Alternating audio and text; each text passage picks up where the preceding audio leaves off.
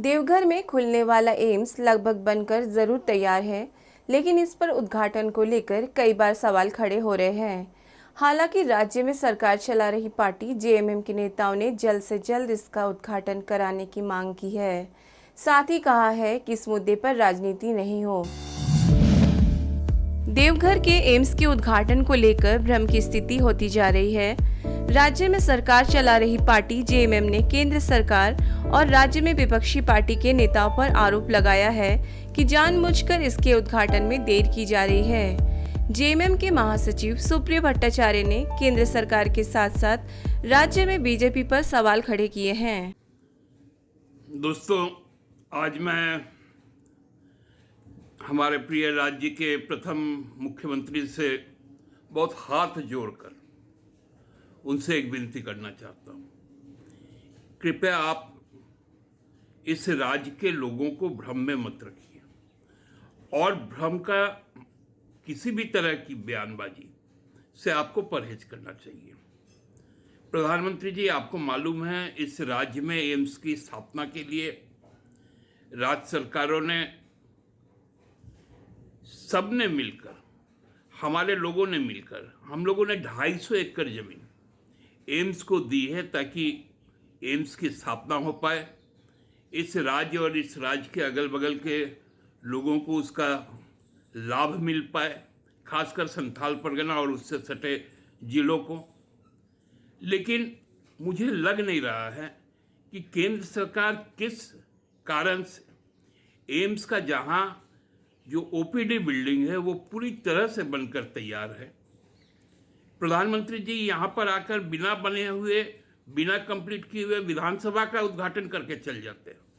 लेकिन समय लेने के बावजूद इस देश का स्वास्थ्य मंत्री ने कमिट किया था कि हम 26 जून को यहाँ का ओपीडी भवन का वर्चुअली हम उद्घाटन कर देंगे, माननीय मुख्यमंत्री के वर्चुअल उपस्थिति में। लेकिन वो अचानक 24 तारीख को उसको टाल दिया गया। टाला क्यों गया? मात्र भाजपा के अहम को संतुष्ट करने के लिए।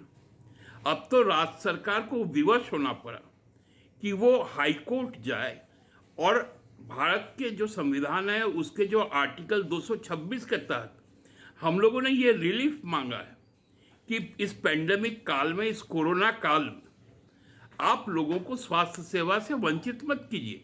यहाँ के लोगों का ये बुनियादी हक है। जब एम्स बना था 1956 में तो एक कानून पारित हुआ था। 2012 में उसका फिर से अमेंडमेंट किया गया। वो 56 में जो कानून बना था उसका जो सेक्शन 25 है और जो अमेंडमेंट हुआ उसका जो सेक्शन 37 है, उसमें स्पष्ट तौर पे इस बात को कहा गया था कि आप देश के हर जगह पे जो सबसे उच्चतम जो गुणवत्ता संपन्न जो स्वास्थ्य व्यवस्था है उस व्यवस्था को आप लोगों तक उपलब्ध करवाइएगा। लेकिन हुआ क्या? आपने एक ढांचा तो बना दिया, 250 एकड़ जमीन हम लोगों की ले ली। एयरपोर्ट का भी वही स्थिति है देवघर का। केवल और केवल मैंने इसके पहले भी आग्रह किया था कि जो आने वाले सावन है उस सावन के पहले सोमवारी को एयरपोर्ट का भी बिल्डिंग, केवल अप्रोच रोड उसका बचा हुआ है, वो अप्रोच रोड 2 दिन में बन जाएगा, उसको भी आप चालू कर दो। वो भी ऑपरेशनल मोड में है, आप उसको भी चालू नहीं कर रहे हैं। आप एम्स को भी नहीं चालू कर रहे हैं। आपने घोषणा की कि हम सेकेंड ईयर का जो द्वितीय पढ़ाई का सत्र होगा उसके एमबीबीएस की पढ़ाई की भी हम घोषणा कर देंगे, हम उसकी भी उस दिन की शुरुआत करेंगे 26 तारीख को। अचानक से आप स्वास्थ्य मंत्री भी, आप प्रधानमंत्री स्वास्थ्य योजना अभियान जो चल रहा है, जो योजना चल रही है, उसमें स्वास्थ्य मंत्री बदल दिए गए। शायद उनके लापरवाही के कारण ही बदले होंगे, लेकिन नए जो स्वास्थ्य मंत्री हैं उनको तो यथाशीघ्र यहाँ पर एम्स बना देनी चाहिए और एम्स का जो ऑपरेशनल जो पार्ट है उसको शुरू कर देना चाहिए। लेकिन ये क्या स्थिति है कि बाबूलाल जी कह रहे हैं कि राज्य सरकार नहीं चाहती।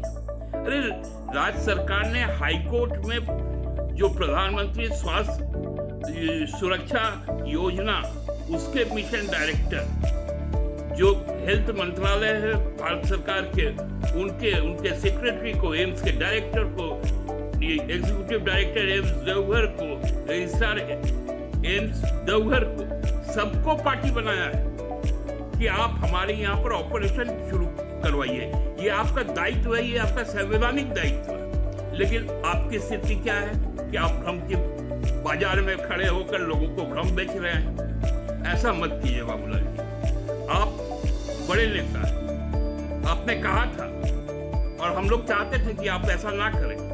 आपने कहा था कि मैं भाजपा में कभी नहीं जाऊंगा, कुतुब मीनार से कूद जाऊंगा। ठीक है, भाजपा में आप चले गए, लेकिन भाजपा में जाने के बाद भाजपा की भाषा तो मत बोलिए, लोगों की भाषा बोलिए ना। लोगों ने आपको चुनकर भेजा है, लोगों ने भाजपा के खिलाफ आपको चुनकर भेजा है, लेकिन फिर आप रंग गए भाजपा के रंग में। ऐसा मत कीजिए बाबूलाल जी। आपसे मेरा अनुरोध है कि आप जो सच्चाई है, सरकार के पास जाइए, उनके पास जो दस्तावेज है कि कैसे कैसे ये एम्स को टाला जा रहा है बार बार, इसके उद्घाटन को, आपको सच्चाई मिल जाएगी। और मैं अनुरोध करूंगा, राज्य का जो स्वास्थ्य विभाग है, उस महकमे के जो सेक्रेटरी है, वो आपको सारे दस्तावेज दे दें कि पहले आपने तय किया कि हम 11 जून को करेंगे। जब आपको बताया गया कि आप 15 तारीख को कर लीजिए, आपने कहा नहीं उस दिन व्यस्तता है। तब आप 22 तारीख को आप कहते हैं ठीक है मैं 26 तारीख को कर दूंगा, और 24 को कहते हैं मैं नहीं करूंगा। ऐसा मत कीजिए। ऐसा करना आपको भी शोभा नहीं देता, आपकी सरकार को भी केंद्र में शोभा नहीं देता। आपने देखा प्रधानमंत्री जी ने किस व्यथा के साथ वो अपनी व्यथा, अपनी फेलियर को छिपाने के लिए कई लोगों को उसके लिए जिम्मेवार बनाया है, कई लोगों को मंत्रिमंडल से बाहर कर दिया है।